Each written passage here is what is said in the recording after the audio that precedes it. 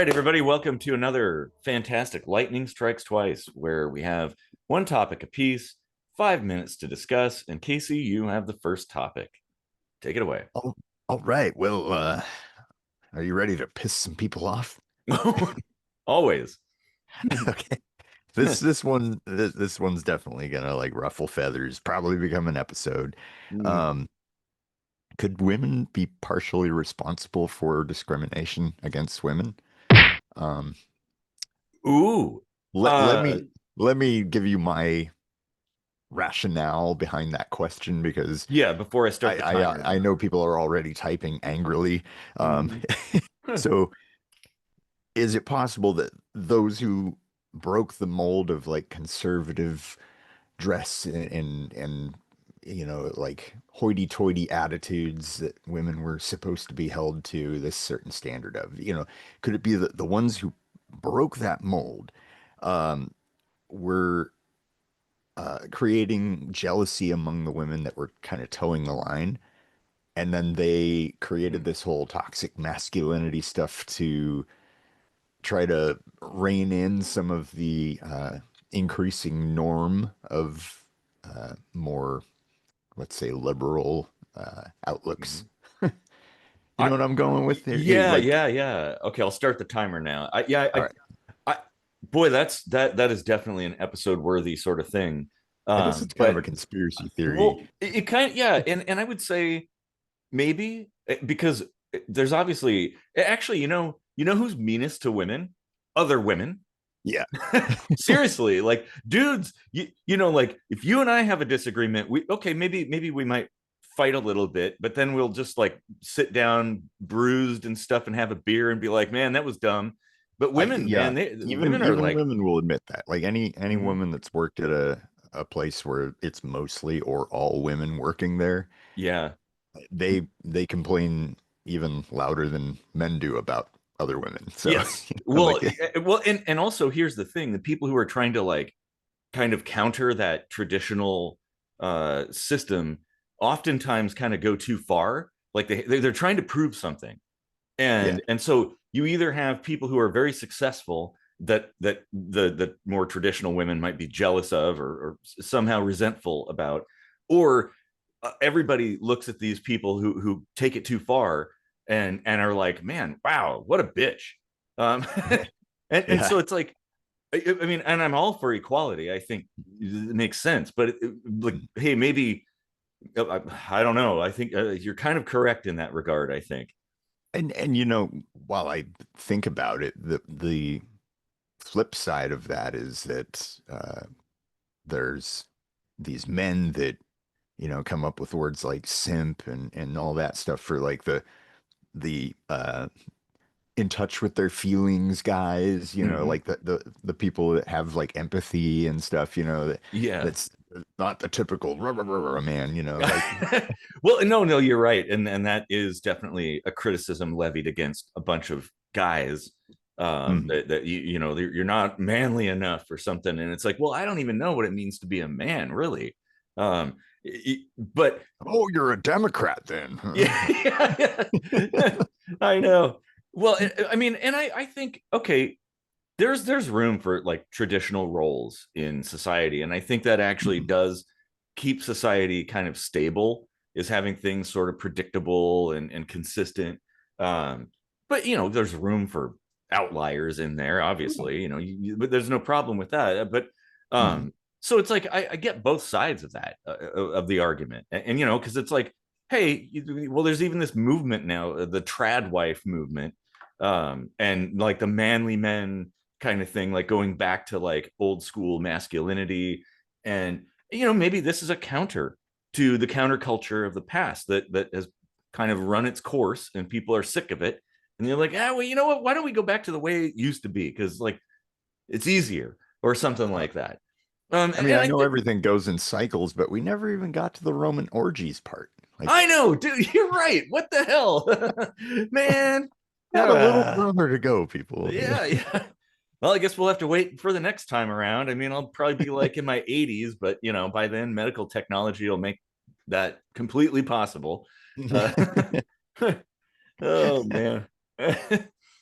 Oh, You geez. know, I had that thought a long time ago. It's been on my list of ideas for like a minute microscopy, but then I thought like that's one that should be a discussion, I think, because Yeah.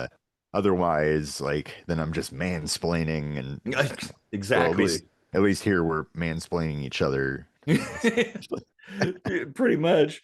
But I No, mean and words I like think that are kind of ridiculous, you know, like oh, absolutely. Well, and there's also this kind of like progressive resentment towards traditional values as well that's emerged, which mhm, again, this whole like return to traditional values is kind of a response to that.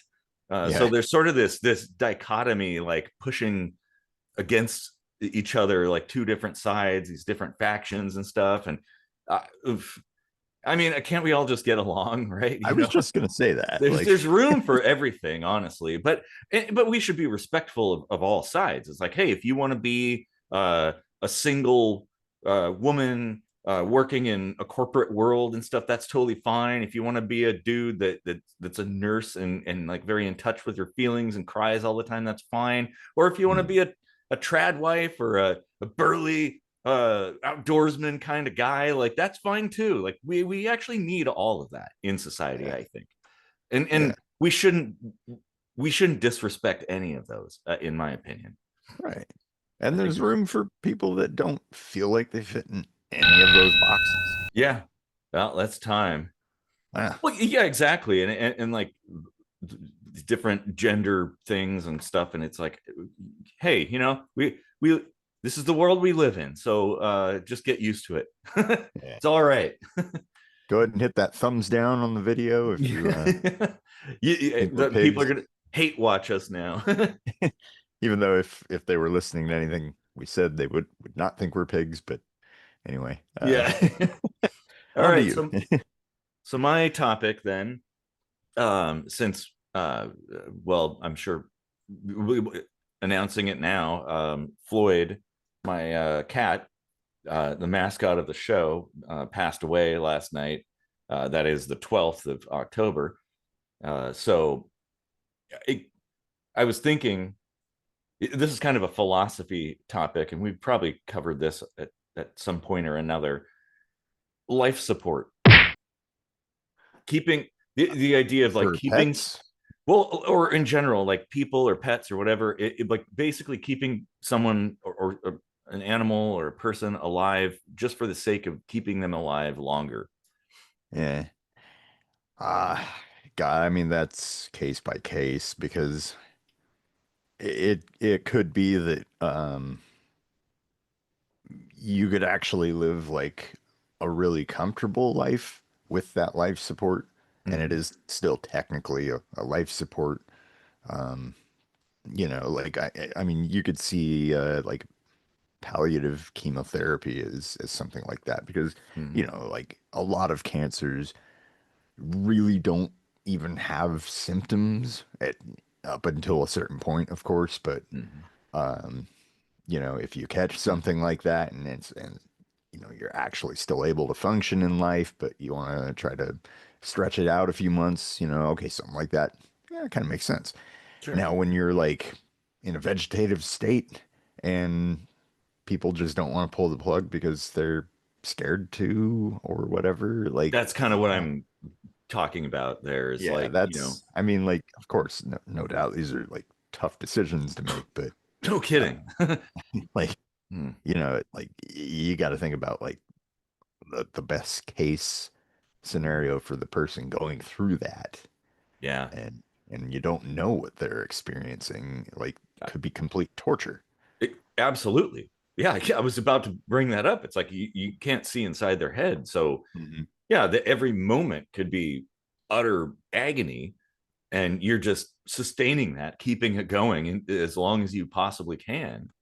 Like, Mhm. and that's where Like, how yeah, much do we know about comas? Because everything I hear is like it's possible that, you know, we don't know for sure and blah blah blah. Like, I- are they awake or not? You know, well, yeah, and all we they're not have is responsive, of course, but like, can they hear stuff? Can they interpret what they're hearing? Like, how do we not know this stuff? People I wake up know. from, you know, Well, and all we have data wise is the people who did come to Mhm. and told their story. But it's like, okay, well, it's sort of like a dream, you don't necessarily remember everything clearly. And so the mind is memory is a fickle thing, isn't it?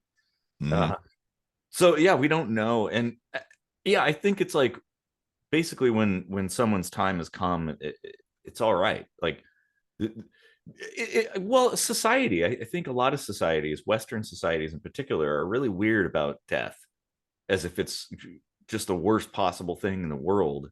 When I don't know, I maybe a sustained life support torture seems to me to be a far worse in a way, like just let Yeah. go. And there's a lot of cultures who they not necessarily celebrate death, but it's part of the society, and people are okay with it. And I wish we would adopt more of those kinds of principles and to reconsider the way we treat that. Well, I tell you from my perspective, if if you've got a family member that's like on or could be on life support or not, and you know, you have to maybe pull the plug or whatever, I feel like you're kind of in a better situation than you could be Mm-hmm. because at least you're already experiencing the the grief of knowing that you're going to lose them Yeah. and you're already like getting a longer runway to process that. You know, like when like I knew my dad was dying, but he wasn't on hospice anymore. They had graduated him from hospice and everything. And my mom was on hospice and we were totally expecting her to die first. And then my dad dies. And I was just like, that kind of hit me harder because I didn't see it coming, Yeah, you know, like as much, let's say. And exactly. and that's that the shocking stuff is what really hits you harder, I think. You know, like I agree. I agree that the like at least in the regard of life support and pulling the plug and stuff, you're in control, or the other person in a way based on what they want. And rather than just getting a knock at the door and there's like two cops that tell you your son died or something like that, or yeah, a couple of soldiers show up to tell you your son died or something like that. right. I that yeah, it's when you have that pre-process time that really makes a difference. Dang it, Yeah.